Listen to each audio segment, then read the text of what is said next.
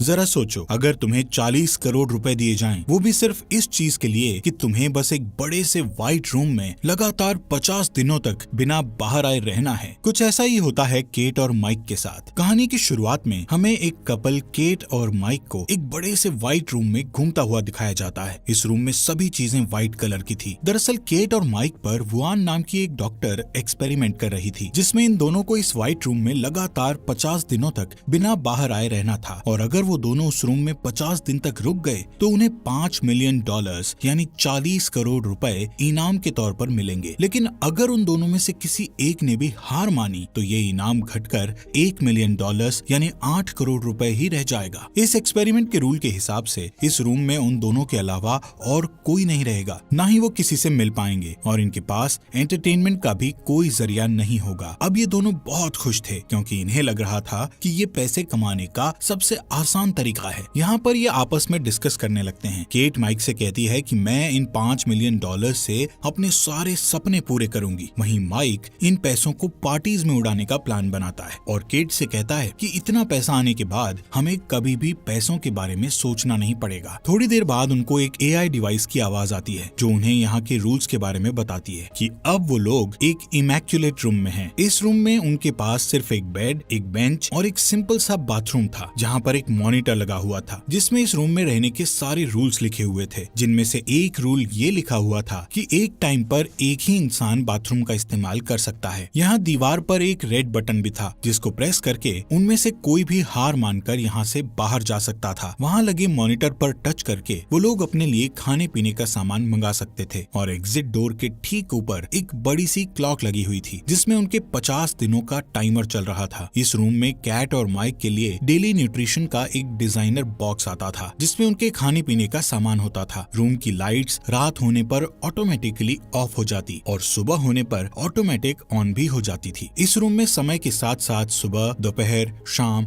और रात होने की अनाउंसमेंट AI डिवाइस से की जाती थी, जिसका मतलब होता था कि अब उन्हें आराम करना चाहिए। स्क्रीन पर टच करके वो अपने लिए अलार्म भी लगा सकते थे। माइक यहाँ ऐसे रहने लगता है जैसे कि उसके वेकेशन चल रहे हों, इसलिए वो हर रात देर से सोता था। वहीं केट अपने लिए एक अलार्म सेट करती है ताकि वो अपना एक रूटीन बना सके। अब वो दोनों अपनी पहली रात यहाँ एक ही बिस्तर पर बिताते हैं। सुबह होते ही केट नहाने के लिए बाथरूम में जाती है और वहाँ शीशा देखती हुई खुद को कहने लगती है कि हमें इस चैलेंज को हर हाल में जीतना है। नहाने के बाद वो अपने कपड़े बाथरूम की लॉन्ड्री में धोने के लिए दे देती है, जिसके बदले में उन्हें सिंपल सा प्लेन पजामा और टी-शर्ट्स मिलती हैं। वो दोनों आपस में मस्ती करते हुए कहते हैं कि चलो, इन लोगों ने कम से कम उन्हें रंगीन कपड़े तो दिए। कुछ टाइम बिताने के बाद केट सोचती हुई माइक से बोलती है कि आखिर डॉक्टर वुआन ये एक्सपेरिमेंट क्यों कर रही है। माइक केट से बोलता है कि मुझे इसके बारे में नहीं पता। उन दोनों को बस इतना पता था कि उन्हें 50 दिनों तक यहाँ रहना है, जिसके बदले उन्हें 40 करोड़ रुपए मिलेंगे। इसके बाद माइक और केट खुद को बिजी रखने की कोशिश करते हैं। केट अपना मन शांत करने के लिए मेडिटेशन करने लगती है। वहीं माइक घूर घूर कर उस क्लॉक की ओर देख रहा था, जिसमें 50 दिन का टाइमर चल रहा था। बैठे बैठे माइक अजीब अजीब सी बातें सोचने लगता है, जैसे कि यहाँ की दीवारों का रंग सफेद ही क्यों किया गया है। केट उसे बार बार कहती है कि उसे लगातार उस क्लॉक की ओर नहीं देखना चाहिए, बल्कि उसे यहाँ टाइम बिताने के बाद मिलने वाले 40 करोड़ रुपए के बारे में सोचना चाहिए। लेकिन माइक के लिए ये बिल्कुल भी आसान नहीं था, क्योंकि वो कुछ दिन से सही से अपनी नींद भी पूरी नहीं कर पा रहा था। वहीं केट अपना डेली रूटीन जारी रखती है और वो माइक का ध्यान उस क्लॉक से हटाने के लिए उसे कुछ टाइम रनिंग करने को कहती है। जब केट मेडिटेशन कर रही होती है तो माइक भी उसे देखकर रनिंग करने लगता है। इसके बाद टाइम पास करने के लिए वो दोनों बच्चों वाले गेम्स खेलने लगते हैं और साथ ही डांस करते हैं। यहाँ पर जैसे ही वो दोनों अपने कपड़े लॉन्ड्री में धोने के लिए देते हैं तो वापस उन्हें वही सेम पजामे मिल जाते हैं। ऐसे ही कुछ हफ्ते बीत जाने के बाद कुछ ऐसा होता है कि माइक को उस रूम में एक कीड़ा दिखता है और वो उससे बात करने लगता है। माइक उसे खाना खिलाने की कोशिश करता है, लेकिन जैसे ही वो फर्श पर अपने मिल्क शेक की कुछ बूंदें गिराता है, तभी AI डिवाइस की आवाज आती है जो उसे कहती है कि ये खाने पीने का सामान सिर्फ तुम दोनों के लिए है। माइक यहाँ पर थोड़ा परेशान हो जाता है और उस AI डिवाइस से कहता है कि ये कीड़ा यहाँ भूख की वजह से मर जाएगा, इसलिए मैं बस इसे यहाँ से बाहर निकालने की रिक्वेस्ट कर रहा हूँ। केट माइक को समझाने की कोशिश करती है कि जिस स्पीकर से AI डिवाइस की आवाज आती है वो दोबारा किसी चीज को नहीं दोहराता, लेकिन माइक केट से कहता है कि मुझे इस कीड़े को बाहर निकालना ही पड़ेगा, वरना ये यहीं पर मर जाएगा। इतना कहता हुआ वो उस रूम में लगे रेड बटन की ओर जाने लगता है। यहाँ पर इन दोनों के बीच बहस होने लगती है। केट कहती है कि वो बटन दबाने पर पर हम ये चैलेंज हार जाएंगे और उन्हें यहाँ से खाली हाथ बाहर निकाल दिया जाएगा। हालांकि माइक बाहर नहीं जा रहा था, वो बस उस कीड़े को बचाने की कोशिश कर रहा था। इसके बाद माइक उस कीड़े को नीचे रखकर केट को कहता है कि ये कीड़ा एक लिविंग थिंग है और तुम्हें इस पर जरा सी भी दया नहीं आ रही। जिस पर केट उससे कहती है कि तुम्हें ऐसा इसलिए लग रहा है क्योंकि तुम एक वेजिटेरियन इंसान हो। ऐसे ही काफी देर तक इनकी बहस चलती है और गुस्से में केट वहाँ से आगे बढ़ने लगती है कि तभी बातों ही बातों में गलती से उसका पैर उस कीड़े के ऊपर टिक जाता है, जिससे वो कीड़ा वहीं पर मर जाता है। केट माइक से बोलती है कि ऐसा उससे गलती से हुआ है, लेकिन माइक ये मानने को तैयार नहीं होता और गुस्से में आकर वो एक कोने में अपना पूरा दिन बिता देता है। इस रूम के रूल्स के अकॉर्डिंग उन्हें 2 ट्रीट्स लेने की परमिशन थी, इसलिए माइक केट से कहता है कि मैं अपनी एक ट्रीट लेने वाला हूँ। केट उसे याद दिलाती है कि ऐसा करने से उनके प्राइज मनी से $1,00,000 कम हो जाएंगे, इसलिए वो माइक को ऐसा करने से मना करती है। लेकिन फिर भी माइक अपनी ट्रीट लेने चला जाता है और बदले में उसे एक ग्रीन कलर का स्केच मिलता है। माइक कहता है कि इससे तो उसका कुछ होने वाला नहीं है, फिर भी कम से कम अब दीवार पर आर्ट बनाकर टाइम पास तो कर ही सकता हूँ। अब जैसे ही कैट उसे दीवार पर ड्राइंग करते हुए देखती है तो वो उससे खुद का पोर्ट्रेट बनाने को कहती है, जिस पर माइक भी उसका पोर्ट्रेट बनाने लगता है। काफी टाइम बाद केट बोर होकर यहाँ से चली जाती है क्योंकि वो माइक के लिए एक मॉडल नहीं बनना चाहती थी। वहीं माइक तब तक ड्राइंग करता रहता है जब तक वो उस स्केच को खत्म नहीं कर देता। वो पूरे बाथरूम और टॉवल को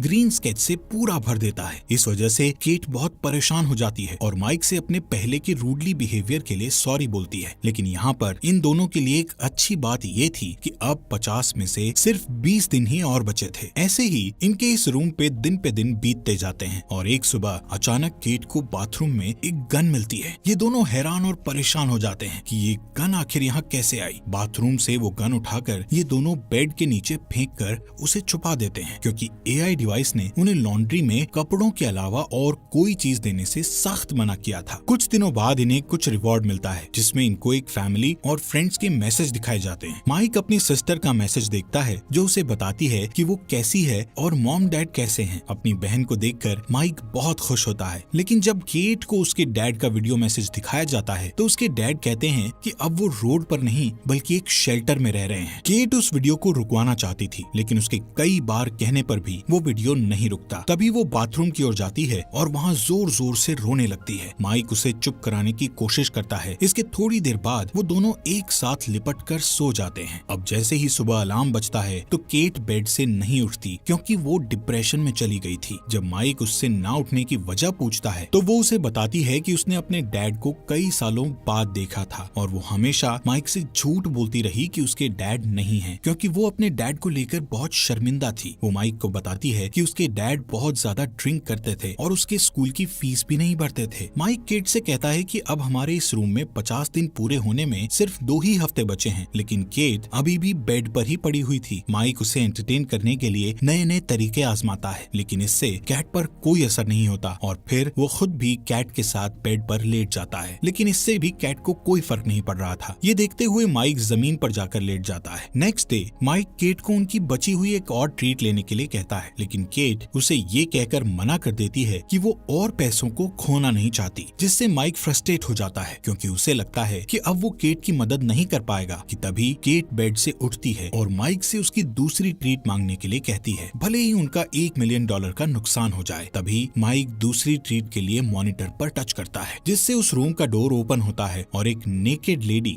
रूम के अंदर आती है जिसका नाम साइमन होता है। उसको ऐसे नेकेड देखकर माइक हैरान हो जाता है। साइमन भी डॉक्टर वुआन के इस एक्सपेरिमेंट के बारे में कुछ नहीं जानती थी क्योंकि वो सिर्फ एक एक्ट्रेस थी जिसे इस काम के लिए पैसे दिए गए थे और वो पूरे महीने के लिए यहाँ बुक थी। साइमन को इस रूम में केट और माइक के साथ सिर्फ 24 घंटे ही गुजारने थे। केट माइक से कहती है कि वो अपनी टी शर्ट उतारकर साइमन को दे दे ताकि वो थोड़ा बहुत अपने आप को कवर कर सके। साइमन माइक की ड्राइंग को देखकर उसकी तारीफ करने लगती है, जिससे केट को और भी ज्यादा गुस्सा आता है। रात होने पर माइक उन दोनों लड़कियों को बेड पर सोने के लिए कहता है और खुद जमीन पर सो जाता है, जिसके बाद केट को इन दोनों की हरकतों से बहुत ज्यादा चिढ़ हो रही थी, इसलिए वो माइक को भी बेड पर सोने के लिए बुला लेती है और खुद इन दोनों के बीच में सो जाती है। यहाँ पर पूरी रात केट को चैन से नींद नहीं आती और सुबह जब वो उठती है तो वो देखती है कि साइमन बेड पर नहीं है। ये देखकर वो सोचती है कि शायद साइमन यहाँ से जा चुकी है, लेकिन दरअसल साइमन बाथरूम में थी और वहाँ वो बिना कपड़ों के नेकेड घूम रही थी। केट ये चीजें और झेल सकती थी, इसलिए वो शांत रहती है। इसके बाद वो तीनों रूम में यहाँ वहाँ डांस करना स्टार्ट कर देते हैं, एक दूसरे को किस करने लगते हैं। इससे माइक को इतना ज्यादा नशा चढ़ जाता है कि उसे हेलुसिनेशन होने लगते हैं। उसे अपने हर तरफ खून ही खून दिखता है। माइक अपने आप को पानी में डूबता हुआ देखता है। वहीं पानी में उसे अपना छोटा भाई भी दिखता है जो उसके साथ ही डूब रहा था। इसी बीच केट और साइमन माइक को होश में ले आती हैं, लेकिन वो अभी भी पैनिक कर रहा था और जोर जोर से रोने लगता है। वो बार बार एक ही चीज रिपीट कर रहा था कि मेरे भाई शॉन को डूबने से बचा लो। केट उसे किसी बेड पर ले जाकर सुला देती है, जिसके बाद साइमन केट से पूछती है कि वो और माइक कैसे मिले थे, जिस पर केट बताती है कि वो लोग एक बारिश वाले दिन मिले थे। उसके पास अम्ब्रेला नहीं थी। तभी माइक उसके पास आया और उसने उसे भीगने से बचाया। यहाँ पर ये दोनों आपस में ऐसे काफी टाइम बातचीत करती रहती हैं। थोड़ी देर बाद माइक जग जाता है और साइमन के पास जाकर बैठ जाता है, जहाँ वो दोनों अपनी अपनी लाइफ के बारे में बातें करने लगते हैं। साइमन बताती है कि उसने अपनी मदर को बचपन में ही खो दिया था। यहाँ पर ये दोनों अपने अपने फैमिली मेंबर्स के गम को शेयर करने लगते हैं, जिससे इन दोनों के बीच बॉन्ड और अच्छा हो जाता है। साइमन माइक का हाथ पकड़कर उसे रिलैक्स फील करवाती है कि तभी पीछे से केट आकर उन दोनों को एक दूसरे का हाथ पकड़े हुए देख लेती है। अब केट का गुस्सा 7वें आसमान पर चला जाता है, क्योंकि वो पहले से ही उन दोनों की नजदीकियों को बहुत झेल रही थी। केट साइमन को बोलती है कि तुम शुरू से मेरे बॉयफ्रेंड को मुझसे छीनने की कोशिश कर रही हो। इस बात पर साइमन भी केट पर गुस्सा हो जाती है और बोलती है कि तुम एक इनसिक्योर लड़की हो जिसे अपने बॉयफ्रेंड पर जरा सा भी विश्वास नहीं है। यहाँ पर ये दोनों एक दूसरे पर चिल्लाना शुरू कर देते हैं। तभी माइक गुस्से में आकर इन दोनों पर चिल्लाता है और यहाँ से जाने लगता है। थोड़ी देर बाद केट साइमन से माफी मांगने की कोशिश करती है, लेकिन साइमन उसके गुस्से को ये कहकर और भड़का देती है कि उसने माइक के साथ ऐसा कुछ भी नहीं किया था। नेक्स्ट मॉर्निंग जब माइक उठता है तो वो कुछ ठीक फील नहीं कर रहा था। अब साइमन भी इस रूम से जा चुकी थी, लेकिन जाने से पहले उसने यहाँ माइक के लिए एक मैसेज छोड़ दिया था, जिसमें लिखा था कि पहले कभी किसी ने मुझसे इतना प्यार नहीं किया। केट ये मैसेज माइक को दिखाती है और उस पर भड़कने लगती है कि तुम मुझे चीट कर रहे हो। माइक केट को समझाता है कि जो भी साइमन ने लिखा है वो सब झूठ है। वो कहता है कि इस रूम में ये सब जानबूझकर किया जा रहा है ताकि वो दोनों आपस में लड़ें और हार मान लें। गुस्से में केट माइक को धक्का मार देती है, जिससे उसका सर दीवार से टकरा जाता है और उसके सर से खून बहने लगता है। माइक केट से दूर चला जाता है और उसे कहता है कि उसने कभी भी उसे धोखा नहीं दिया, तब भी नहीं जब वो न्यूयॉर्क चली गई थी। वो हमेशा चाहता था कि केट कभी भी अनकंफर्टेबल फील ना करे, इसलिए उसने अपने कई सारे दोस्तों से मिलना छोड़ दिया। उसने अपने कॉलेज की पढ़ाई भी पूरी नहीं की ताकि वो केट के साथ घर पर रह सके। जब वो डिप्रेस थी तब भी वो उसके साथ था, और इन सब के बदले में उसे क्या मिला? बस उसका शक और नफरत। यहाँ पर केट माइक से माफी मांगती है कि मुझसे गुस्से में ऐसा हो गया। तभी माइक को बहुत अजीब सा फील होने लगता है। वो कहता है कि उसे डॉक्टर की जरूरत है। केट जल्दी से उसके लिए मिल्क शेक लाती है और एक टॉवल से उसके सर की चोट को कवर करती है, जिसके बाद वो माइक को कहती है कि उनके इस रूम के कॉन्ट्रैक्ट में मेडिकल रिसोर्सेज के बारे में नहीं लिखा। माइक ये सुनकर बिल्कुल भी विश्वास नहीं कर पाता कि वो केट से क्या सुन रहा है। वो केट से पूछता है कि क्या सच में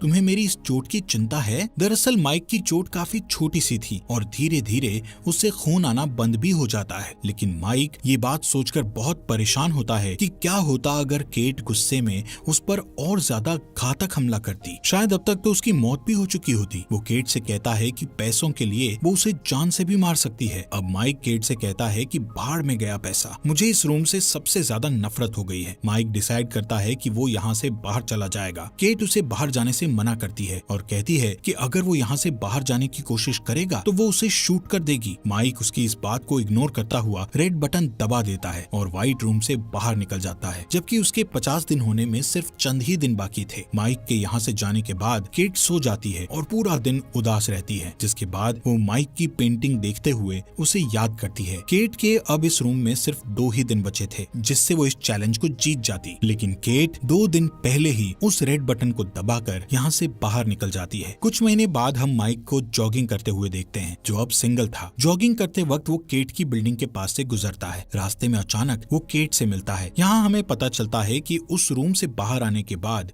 कई महीनों तक ये दोनों एक दूसरे से मिले भी नहीं थे। इसके बाद ये दोनों यहाँ से साथ मिलकर डिनर पर जाते हैं। रास्ते में माइक केट से पूछता है कि क्या उसने उस रूम का रेड बटन दबा दिया था। केट इसका जवाब नहीं देती, लेकिन वो जो कुछ भी हुआ उसके लिए माइक से माफी मांगती है। जब वो दोनों यहाँ से चले जाते हैं तब कैमरा एक बिल्डिंग पर फोकस करता है, जिस पर ये साफ साफ लिखा था कि इस बिल्डिंग का निर्माण एक बहुत बड़े डोनेशन से हो पाया है, जिसके डोनर ने अपना नाम नहीं बताया। मूवी के एंडिंग में हम देखते हैं कि उसी रूम में एक नया कपल इस चैलेंज को एक्सेप्ट कर लेता है और ये ये मूवी यहीं पर खत्म हो जाती है। दोस्तों, आपका तहे दिल से शुक्रिया हमारे फॉक्स एक्सप्लेनर हिंदी चैनल को सब्सक्राइब करने के लिए।